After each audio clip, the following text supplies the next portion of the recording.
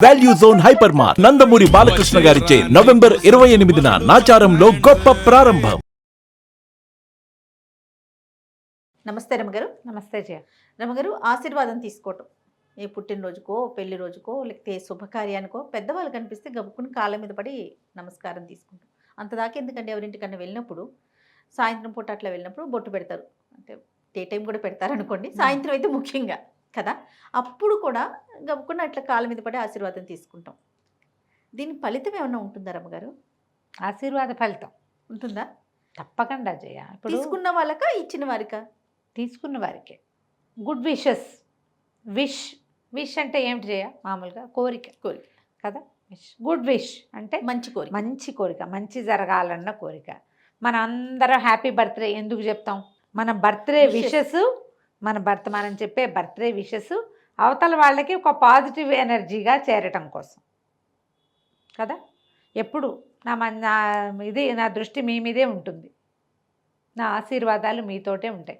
ఆశీర్వాదం మామూలుగా ఏం చేస్తారు? హ్యాపీ బర్త్డే అని ఆశీర్వదించారు.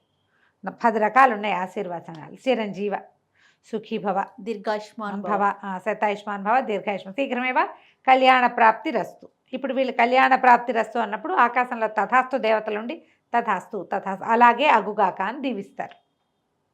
100 మంది ఆశీర్వాదాలు తీసుకునేటప్పుడు ఎప్పుడో ఒక్కసారైనా గాల్లో తిరిగే ఏ దైవమైనా తథాస్తు అంటే అప్పుడు మనకి వాళ్ళ విష్కి పైనున్న దైవబలం కూడా తోడయి ఆ పని ముందుకెళ్తుంది, వాళ్ళ కోరిక తీరుతుంది. ఈ నమస్కారం అని చిన్నప్పటి నుంచి చిరంజీవ సుఖీభవ, ఈ సమస్త సన్మంగళాన్ని భవంతు, ఈ చూడు సమస్త సన్మంగళాన్ని భవంతు, దీర్ఘాయుష్మాన్ భవ, సుపుత్రికా ప్రాప్తిరస్తు, సుపుత్ర ప్రాప్తిరస్తు, శీఘ్రమేవ కళ్యాణ ప్రాప్తిరస్తు, మనోవాంఛా ఫలసిద్ధిరస్తు, అభీష్ట సిద్ధిరస్తు. అభీష్ట సిద్ధి అంటే నువ్వేం కోరుకుంటున్నావో అది జరగాలి. నువ్వేం కోరుకుంటున్నావో అది జరగాలని నేను కోరుకుంటున్నాను. మాట ఇవ్వటం, నేను కూడా అదే కోరుకుంటున్నా. నీకు మంచి జరగాలని నేను కోరుకుంటున్నాను. ఎంత మంచి విషయం రమ్మగారు కదా. ఇప్పుడు అదేగా చేస్తారు పెద్దవాళ్ళు. అవును, ఎవరైనా పిల్లలు కనపడంగానే దండం పెడతారు. పెద్దవాళ్ళకి నమస్తే చెప్పండి, నమస్తే చెప్పండి అంటారు. మామూలు నమస్తేలు వేరు. ఈ పాద నమస్కారం చేసేసరికల్లా ఏమిటి చేసేది? పాదాలకు నమస్కరించడం అంటే వినయంతో నీ పెద్దరికాన్ని నేను ఒప్పుకుంటున్నాను, నీలో ఉన్న భగవంతుడికి నేను నమస్కరిస్తున్నాను.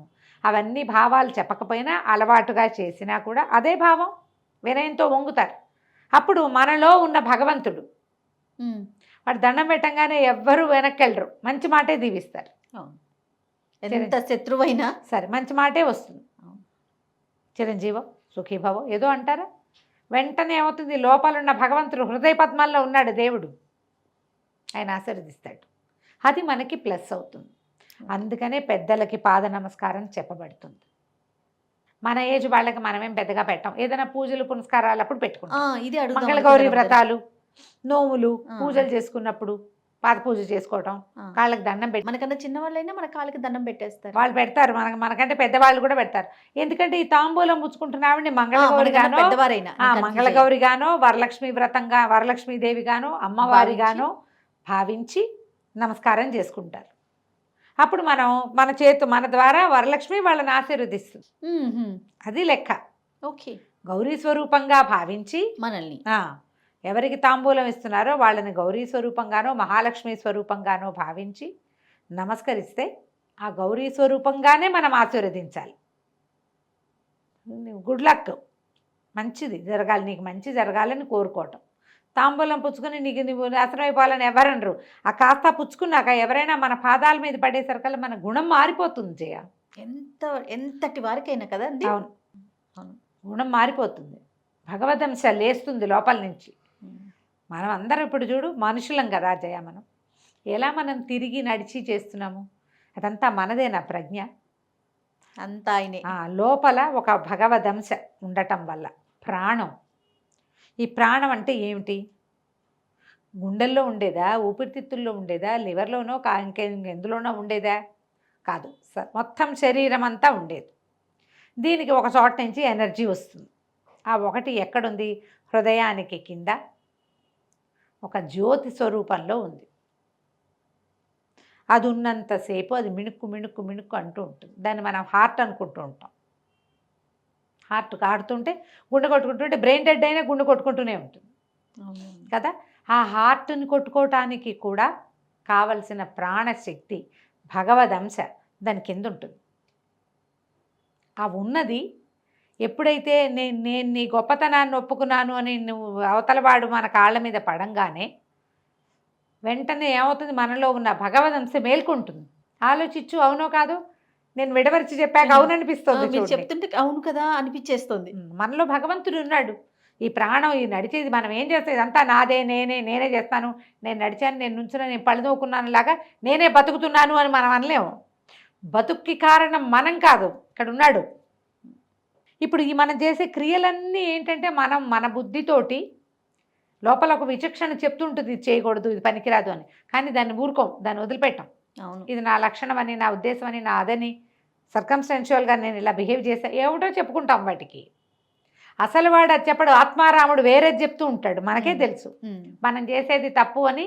తప్పు చేసే ప్రతి వాడికి తెలుసు.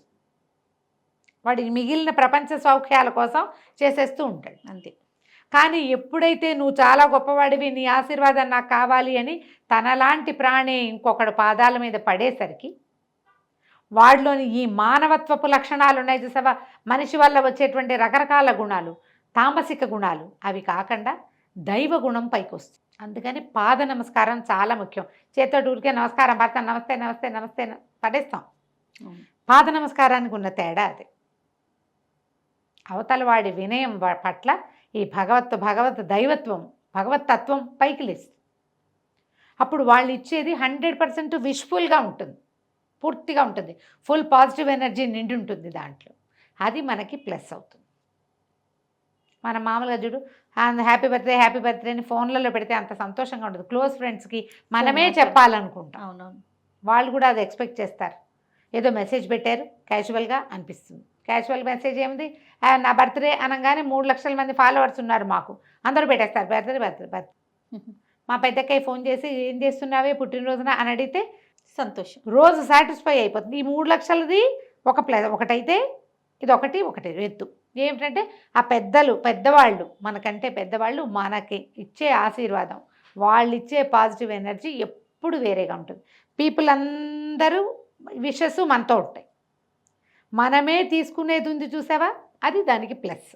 పిల్లలకి అంటే ఎలా నేర్పించాలంటే పెద్దవాళ్ళకి దండం పెట్టడమే, ఏముంది, తాతయ్యకి దండం పెట్టు, కాలు పెట్టుకుని దండం చెప్పాలి, తాతయ్యకి దండం పెట్టు, ఆంటీకి దండం పెట్టు అని చెప్పాలి. ఇప్పుడు ఈ దండం పెట్టడాలు అలవాటు చేయాలి. అలవాటు అవసరం ఉంది కదా రమ్మగారు? అవసరం ఉంది తప్పకుండా.